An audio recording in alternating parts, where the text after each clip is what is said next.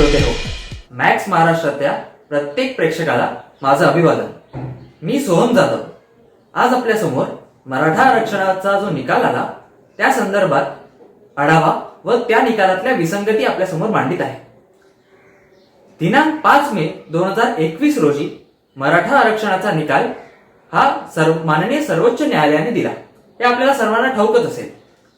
त्यामध्ये मराठा समाज सामाजिक व शैक्षणिक दृष्ट्या मागास नाही व इंदिरा साने जजमेंट आणि त्यामधल्या 50% आरक्षणावरती जी मर्यादा आहे त्याचा पुनर्विचार लार्जर बेंच समोर करण्याची गरज नाही व 102व्या घटना दुरुस्तीनंतर राज्य सरकारला आरक्षण देण्याचा अधिकार नाही अशा प्रकारचा हा निकाल होता.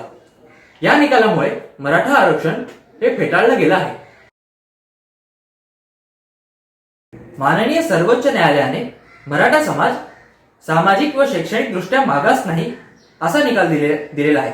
पण हा निकाल देत असताना त्यांनी गायकवाड समितीचा अहवाल अवैध किंवा अप्रामाणिक आहे असं कुठलेही म्हटलेलं नाही. इनफॅक्ट आयोगाच्या आकडेवारीचाच आधार घेऊन मराठ्यांचं प्रतिनिधित्व सर्व्हिसेसमध्ये पुरेसं आहे असं त्यांचं म्हणणं आहे. उदाहरणार्थ मराठ्यांची टक्केवारी IAS मध्ये 13%, IPS मध्ये 27% व IFS मध्ये 17% असं न्यायालयाचं म्हणणं आहे. पण ही टक्केवारी उर्वरित 48% जागा ज्या खुल्या वर्गाच्या आहेत त्यांच्यावर मोजली गेली आहे. जर का total number of available seats 100% जागांवरती मराठ्यांची टक्केवारी मोजण्यात आली तर IAS मध्ये ते 60%, IPS मध्ये 13% व IFS मध्ये 9%च्या घरात मराठा समाज येतो, मराठ्यांचं प्रतिनिधित्व येतं. तर इथे प्रश्न असा पडतो की 30 ते 33% ज्यांची महाराष्ट्र राज्यामध्ये जनसंख्या आहे त्या समाजासाठी एवढंच प्रतिनिधित्व पुरेसं आहे का? कोर्टाच्या मते त्याचं उत्तर हो आहे, पण राज्य सरकारच्या मते त्याचं उत्तर नाही असं आहे. पुढे सर्वोच्च न्यायालयाने पॅराग्राफ 318 ते 320 मध्ये मराठा समाजातली मुलांचा MBBS कोर्समध्ये आणि पोस्ट ग्रॅज्युएट स्टडीज मध्ये टक्केवारी किती आहे हे सुद्धा सांगितलेलं आहे. MBBS मध्ये 2014 ते 15 मध्ये 9%, 15 ते 16 मध्ये 5.2% आणि 16 ते 17 मध्ये 5.7% एवढ्या मराठा मुलांनी ऍडमिशन सिक्युअर केलेलं आहे. पोस्ट ग्रॅज्युएट मध्ये सुद्धा मराठ्यांचा टक्का हा 4%च्या घरात आहे. आता हे सर्व टक्केवारीचं ऑब्झर्वेशन सुप्रीम कोर्ट असं म्हणत आहे की this much percentage is not negligible. पण इथे मुद्दा नेग्लिजिबिलिटीचा नाही तर ऍडिक्वेसीचा आहे. किरकोळ प्रतिनिधित्व किंवा किरकोळ हा मुद्दा नसून समाधानकारक प्रतिनिधित्व हा बेंचमार्क संविधानाचा आहे. आणि ह्याच्यामुळे दोन दृष्टिकोन, दोन मतप्रवाह इथे निर्माण झालेले आहेत. एकीकडे राज्य सरकार आणि एकीकडे सुप्रीम कोर्ट. राज्य सरकार याच आकडेवारीचा आधार घेऊन सांगत आहे की मराठा समाज मागास आहे आणि त्यांना आरक्षणाची गरज आहे. पण याच आकडेवारीचा आधार घेऊन सुप्रीम कोर्ट असं म्हणत आहे की मराठा समाजाला आरक्षणाची गरज नाही व ते मागास नाहीत. तर कोणाचं मत ग्राह्य धरलं गेलं पाहिजे याचं उत्तर जर का शोधायचं असेल तर डॉक्टर BR आंबेडकर यांनी संविधान सभेमध्ये जे भाषण दिलं आहे त्याचा आधार आपल्याला घ्यावा लागेल. त्यांच्या मते a backward community is a community which is to be determined by each local government which is in the opinion of the government. तसंच BK Pavitra versus union of India या केसमध्ये डॉक्टर DY चंद्रचूड असं observe करत आहेत. तसंच BK Pavitra versus union of India या supreme कोर्टच्या केसमध्ये doctor justice DY Chandrachud असं म्हणत आहेत की the adequacy of the representation of a backward class of citizens in services is a matter within the subjective satisfaction of the state, since the requirement in Article 16(4) is preceded by the words in the opinion of the state. याचा अर्थ सरळ आणि स्पष्ट आहे की राज्य सरकारचं मत प्रतिनिधित्वाच्या मॅटरमध्ये ग्राह्य धरलं गेलं पाहिजे. आणि या जजमेंटमध्ये मात्र सुप्रीम कोर्टाने स्वतःचं मत मांडणं त्या मताला खरं ठरवणं आणि राज्य सरकारच्या मताच्या विरोधामध्ये मराठा समाजाला मागास न ठरवणं हा या केसमधला पहिली विसंगती आहे.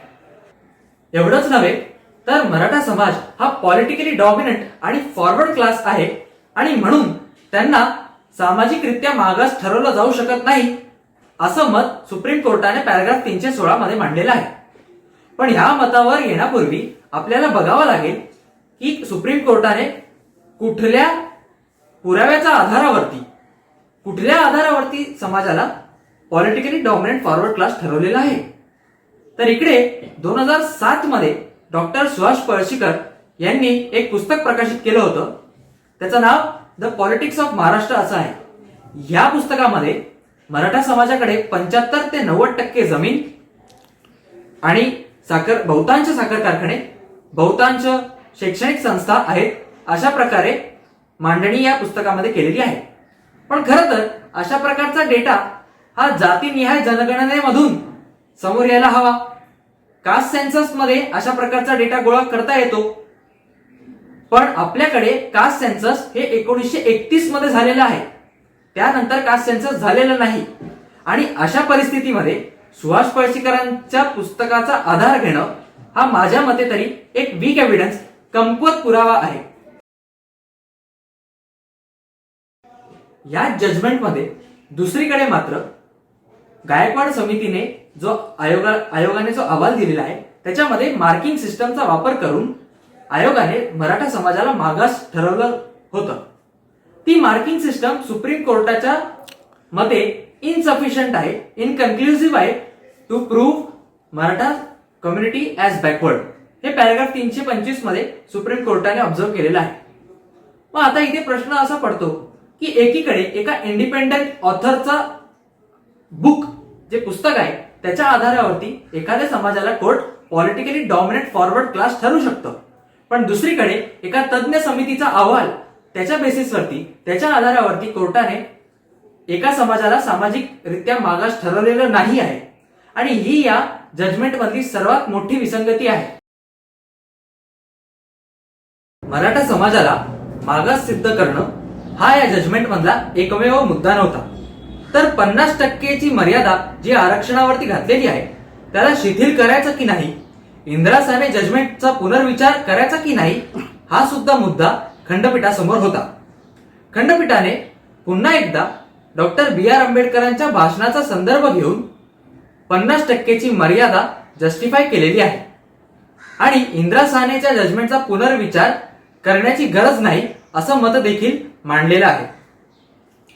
आता आपल्याला इथे लक्षात घ्यायला हवं की डॉक्टर B.R. आंबेडकरांचं जे भाषण आहे ते कुठल्या संदर्भात त्यांनी दिलेलं आहे आणि त्याच सकट दुसरं म्हणजे संविधान सभेमध्ये आरक्षणावरती मर्यादा असावी की नसावी यावरती चर्चा झालेली आहे की नाही. पहिलं म्हणजे 30 मार्च 1948 रोजी संविधान सभेमध्ये डॉक्टर B.R. आंबेडकरांनी बॅकवर्ड शब्द आर्टिकल 16(4) मध्ये असावा की नसावा या संदर्भामध्ये भाषण दिलेलं आहे. आणि दुसरं म्हणजे संविधान सभेमध्ये आरक्षणावरती मर्यादा असावी अशा प्रकारचं कुठलेही चर्चा विवेचन हे झालेलंच नाही आहे. इनफॅक्ट हे सर्व 50%ची जी मर्यादा आहे ते बाबासाहेबांनी दिलेल्या एका हायपोथेटिकल एक्झाम्पलच्या बेसिसवरती आहे. एका हायपोथेटिकल एक्झाम्पलचा आधार घेऊन 50%च्या आरक्षणावरती लिमिट टाकणे हे किती योग्य आहे हे आपणच ठरवावे. कारण संविधान हे एक डायनामिक डॉक्युमेंट आहे आणि डायनामिक डॉक्युमेंट असल्यामुळे बदलत्या परिस्थितींना सामावून घेऊन समाजाला ते न्याय देऊ शकतं. आंबेडकरांच्या भाषणाचा बिना संदर्भ समजून अस्पष्ट तरतुदींवरती भाष्य करणे, नवनवीन नियम बनवणे हे संविधानाच्या इच्छेला पराभूत करू शकतं. बरं, असंही नाहीये की 50%ची मर्यादा ही ओलांडली जाऊ शकत नाही. अपवादात्मक परिस्थितीमध्ये आरक्षण एखाद्या राज्यामध्ये 50%च्या वरही दिलं जाऊ शकतं. पण ही अपवादात्मक परिस्थिती नेमकी काय आहे, याचा अर्थ काय आहे, ती कशी असावी, हे मराठा जजमेंटच्या पॅराग्राफ 210 मध्ये सुप्रीम कोर्टाने सांगितलेले आहे.